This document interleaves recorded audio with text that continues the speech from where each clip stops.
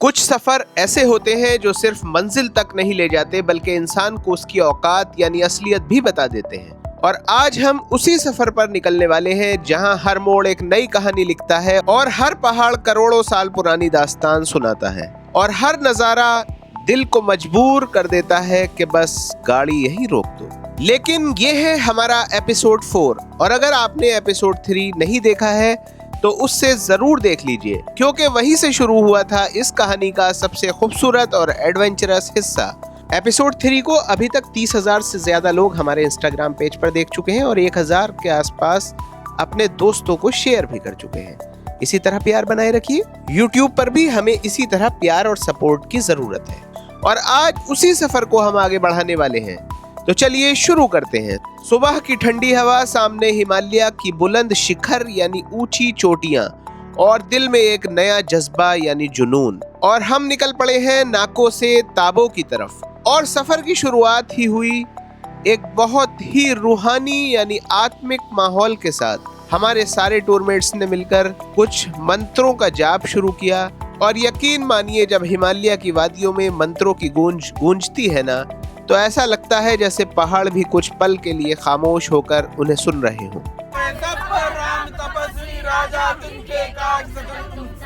और मनोरथ जो कोई लावे सोई अमित जीवन फल पावे, चारों सुख प्रताप तुम्हारा है प्रसिद्ध जगत उजियारा। साधु संत के तुम रखवारे, असुर निकंदन राम दुलारे। अष्ट सिद्धि नौ निधि के दाता, असवर दीन जानकी माता। राम रसायन तुमरे पासा, सदा रहो पति के दासा। अभी हम काफी बुलंदी यानी हाइट पर थे और ऊपर से नीचे उतरते ही ये घुमावदार सड़कें, सच बताऊं गूगल मैप्स भी शायद इन्हें देखकर बोल दे भाई मैं भी कंफ्यूज हो गया। जैसे ही नाको पीछे छूटने लगा वैसे ही सामने नजर आए हिमालय के भूरे रंग के विशाल पहाड़ और उनके ऊपर से गुजरती सफेद बादलों की काली परछाई यानी शैडो, जो उन पहाड़ों को हर दूसरे सेकंड एक नया रंग दे रही थी।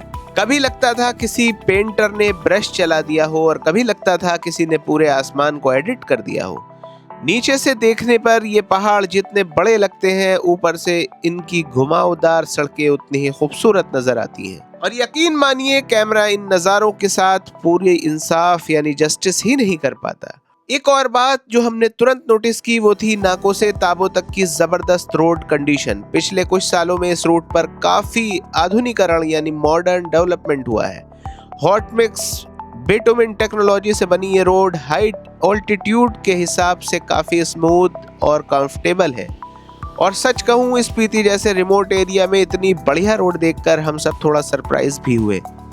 अब अगर आप राइट साइड देखें तो ये जो मिट्टी जैसे नजर आने वाले पहाड़ हैं ये असल में सेडिमेंट्री माउंटेन का हिस्सा है। यानी ऐसे पहाड़ करोड़ों साल तक मिट्टी, रेत, छोटे पत्थर और समुद्री तलछट यानी सेडिमेंट्स की परतों के जमने से बने हैं। और लेफ्ट साइड जो पहाड़ दिख रहे हैं ये काफी हद तक मेटामॉर्फिक रॉक्स यानी बहुत ज्यादा प्रेशर और गर्मी से बदल चुकी चट्टानें से बने हुए हैं। इसी वजह से एक ही जगह पर पहाड़ों के रंग, टेक्सचर और शेप अलग अलग नजर आते हैं और शायद इसीलिए स्पीति को लोग ओपन जियोलॉजिक म्यूजियम यानी खुली हुई जियोलॉजी के किताब भी कहते हैं। थोड़ा और आगे बढ़े तो हमारी लेफ्ट साइड में नजर आई स्पीति रिवर।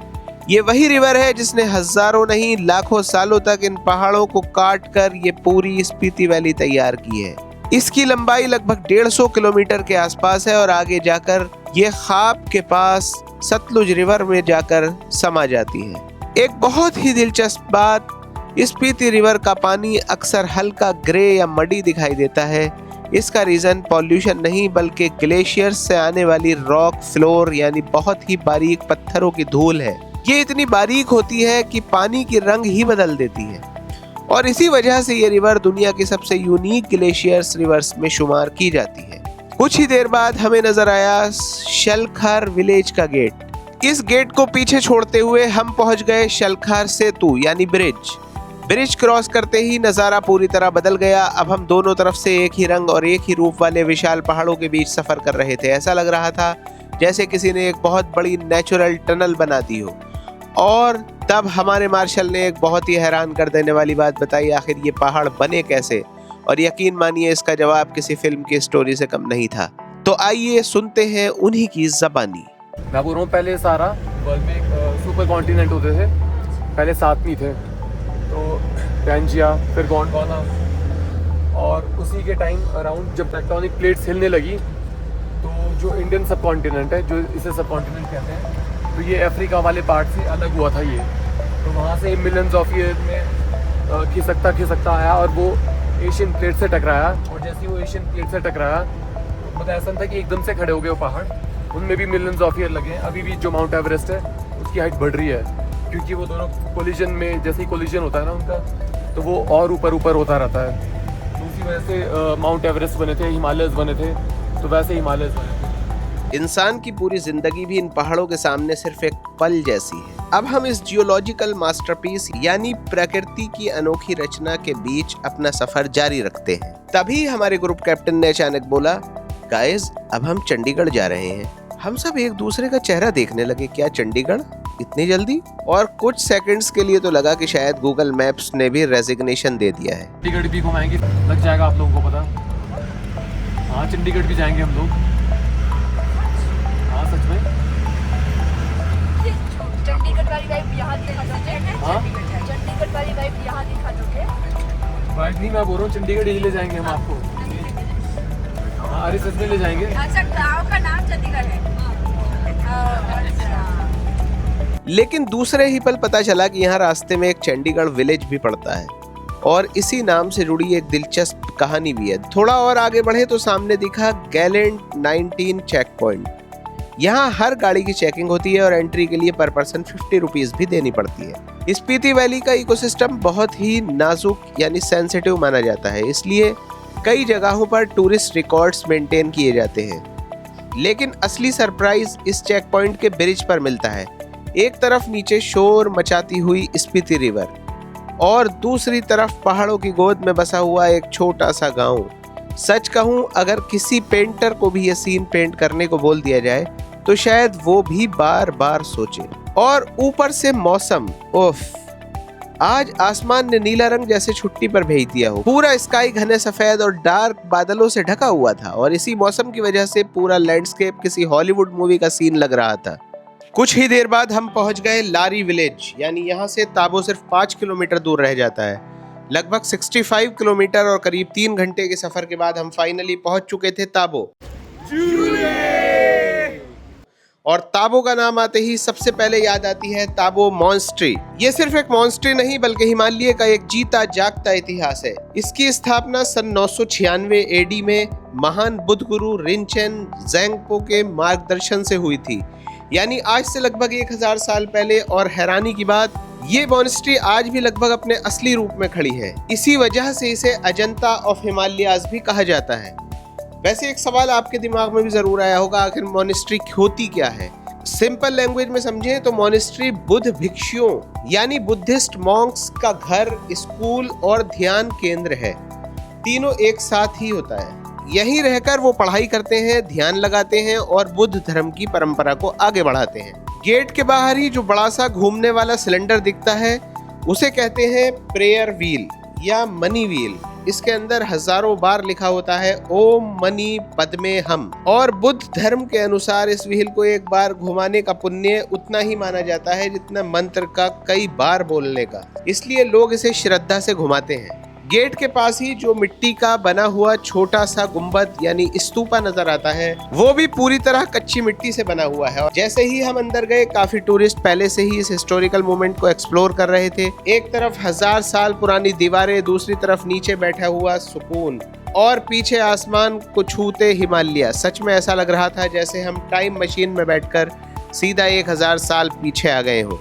मॉन्स्ट्री का सहन यानी कोर्टयार्ड में हमें कुछ गोल और चकोर मिट्टी के बने हुए ढांचे नजर आए। पहली नजर में देखकर लगा जैसे किसी ने मिट्टी के छोटे छोटे घर बना दिए हों, लेकिन असल में ये कॉर्टन्स यानी बुद्धिस्ट स्तूपास हैं। बुद्ध धर्म में इन्हें शांति, ज्ञान और पवित्र का प्रतीक यानी सिंबल माना जाता है। और इनके अंदर कई बार पवित्र ग्रंथों के अंश या किसी महान भिक्षु की यादगार भी रखी जाती है। थोड़ा और आगे बढ़े तो मॉन्स्ट्री के अंदर भगवान बुद्ध का कई प्राचीन मूर्तियों और दीवारों पर बनी पेंटिंग्स यानी म्यूरल्स नजर आई।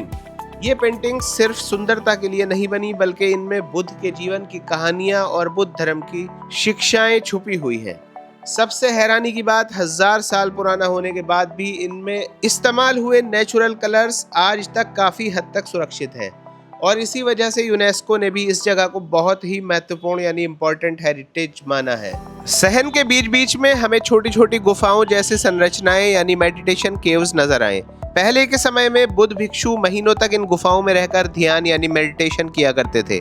मॉनेस्ट्री के बिल्कुल पास ही एक नई मॉनेस्ट्री और उसके साथ शांति स्तूपा भी बनाया हुआ है। शांति स्तूपा यानी पीस पैगोडा दुनिया भर में अमन यानी पीस और भाईचारे का संदेश देता है। और यहीं हमने भी पूरे ग्रुप के साथ एक यादगार ग्रुप फोटो क्लिक की जो शायद जिंदगी भर इस सफर की याद दिलाती रहेगी।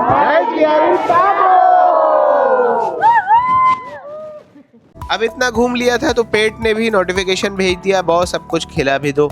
और फिर हम पहुंच गए ताबो के मशहूर डोलमा आंटी मोमोज के पास। यहाँ सीजन में कभी कभी इतनी भीड़ होती है कि मोमोज से ज्यादा वेटिंग लिस्ट गरम मिलती है। लंच के लिए हम एक लोकल रेस्टोरेंट में गए जहाँ हमने ऑर्डर किए बर्गर और स्पीति का ट्रेडिशनल तिब्बतन सूप। थुक्पा यानी गरम गरम नूडल्स, सब्जियों और ब्रोथ शोरबा से बना हुआ traditional Himalayan dish. High altitude में यह सिर्फ पेट ही नहीं रूह को भी गर्म कर देती है और यकीन मानिए एक बार खा लिया तो मैगी भी कुछ देर के लिए ऑफेंड हो जाएगी। तो गाइस अभी हमने लिया है बर्गर। भाई कौन सा बर्गर है बताएंगे क्या? हैं? वेजीज बर्गर हैं? Okay okay thank you. चलिए ट्राई करते हैं। तो दोस्तों देखो बाकी सब लोग यहाँ अंदर बैठे हुए ले रहे हैं। अभी तुम्हारा भाई जो बर्गर खा रहा है ना वो देखो यहाँ सामने ये इन व्यू के साथ खा रहा है।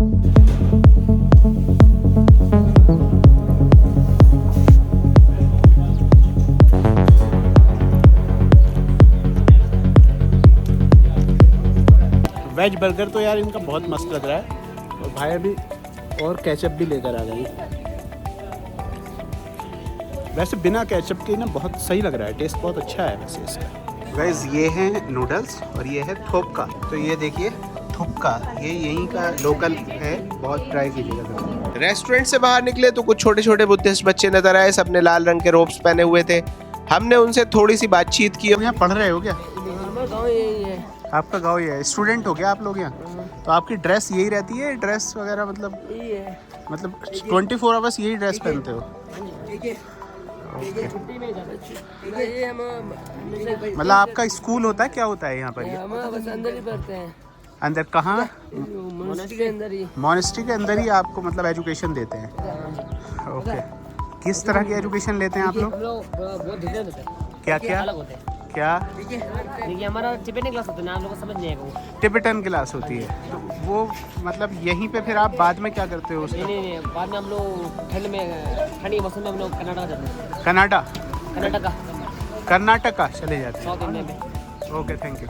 अब हम आ चुके थे ताबो हेलीपैड यानी टूरिस्ट टैक्सीज और टेम्पो ट्रैवलर की पार्किंग भी बनी हुई थी। यहाँ का मौसम इतना रोमांटिक था कि हम भी एक जिप्सी के ऊपर चढ़ गए कुछ सिनेमैटिक और अतरंगी शॉट्स लेने के लिए। और एक जरूरी बात, अगर आप जून या जुलाई में भी ताबो आ रहे हैं तो जैकेट जरूर लेकर आइएगा क्योंकि यहाँ समर में भी टेम्परेचर काफी कम रहता है। और तभी हमारी नजर पड़ी हमारी एक टूरमेट पर, बेचारी ठंड से कांप रही थी, लेकिन जैसे ही कैमरा उसकी तरफ घूमा 1 सेकंड में ही फुल हीरोइन मोड ऑन।